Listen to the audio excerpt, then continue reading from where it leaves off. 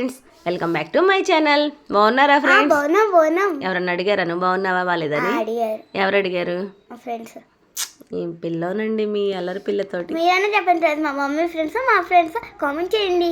అమ్మో సరే గారండి, ఇది ఒక 2-3 డేస్ ముందనమాట అండి. ఇంకా ఆ రోజు మార్నింగ్ బ్రేక్ఫాస్ట్ ఇడ్లీ ప్రిపేర్ చేసేసారండి.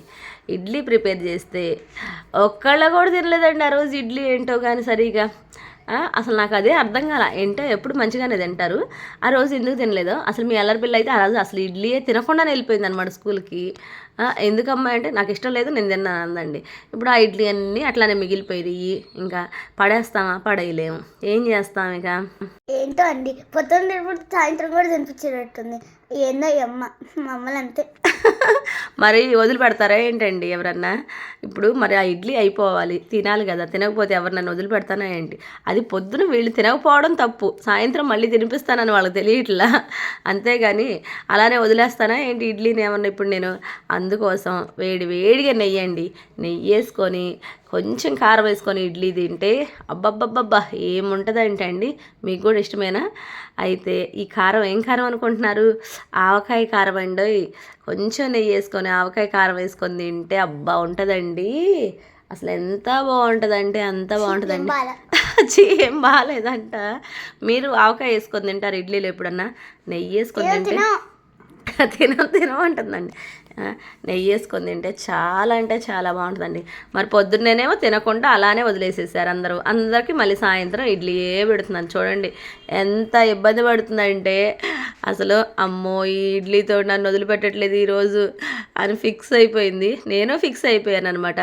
ఈ ఇడ్లీ ఎవరి ఇడ్లీ వాళ్ళే, పొద్దున ఇడ్లీ అన్నీ మళ్ళీ తినాల్సిందే అని నేను ఫిక్స్ అయిపోయి ఎవరి ఇడ్లీ వాళ్ళకే పెట్టానండి.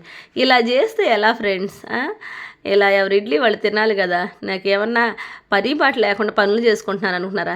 ఇడ్లీ పప్పు నానబెట్టాలా, రవ్వ నానబెట్టాలా ఫ్రెండ్స్, వాటిని మిక్సీలు పట్టాలా, మళ్ళీ గ్రైండ్ చేయాలా, వాటిని మళ్ళీ ఒక గిన్నెలకు తోడుకోవాలా, తోడుకున్న పిండి మళ్ళీ నైట్ పెట్టుకోవాలా, పెట్టుకున్నాక దాన్ని తీసుకొని మళ్ళీ ఇడ్లీ పాత్రలో ఇడ్లీ వేసుకోవాలి, గ్యాస్ ఆన్ చేసుకోవాలి, మళ్ళీ గిన్నెలు కడుక్కోవాలి. ఎంత ప్రాసెస్ అండి. ఇంత ప్రాసెస్ చేస్తుంటే వీళ్ళు వద్దు అంటే వాటిని పడేయాలంటే అసలు ఎలా ప్రాణం వచ్చేసిద్దండి వీళ్ళకి అది అర్థం కావట్లేదు. నేను ఎంత కష్టపడ్డాను మీకంతేలే. నాకు అంతే అర్థం కాదంటండి. ఎంత కష్టపడ్డానండి ఇడ్లీ వేయడానికి. మళ్ళీ ఆ ఇడ్లీ గిన్నెలు తోమాలా, ఏమన్నా దోశ వేసుకునే ఒక పెంక కాదు కదా, 4-5 ప్లేట్లు ఉంటాయి, అవన్నీ తోమాలి. అవన్నీ తోమేసరికి ఈ చేతిలో గీతలు అన్నీ అరిగిపోతాయి. ఇలా ఉంటుంది నా పరిస్థితి. ఏమో వీళ్ళకేమో అర్థం కాదు. ఏంటో ఇడ్లీ నేను అంటారు. చూసారా ఎలా పెట్టేసేస్తున్నానో? ఇదే ట్రిక్ అండి. నెయ్యి వేసేసి కొంచెం ఆవకాయ వేసేసి పెట్టేస్తే వీళ్ళే గమ్ముగా తింటారు అనమాట.